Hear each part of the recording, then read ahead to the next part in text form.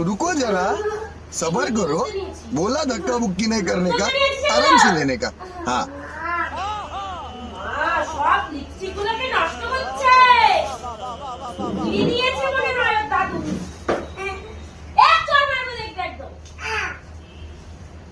lipstick গুলো নিয়ে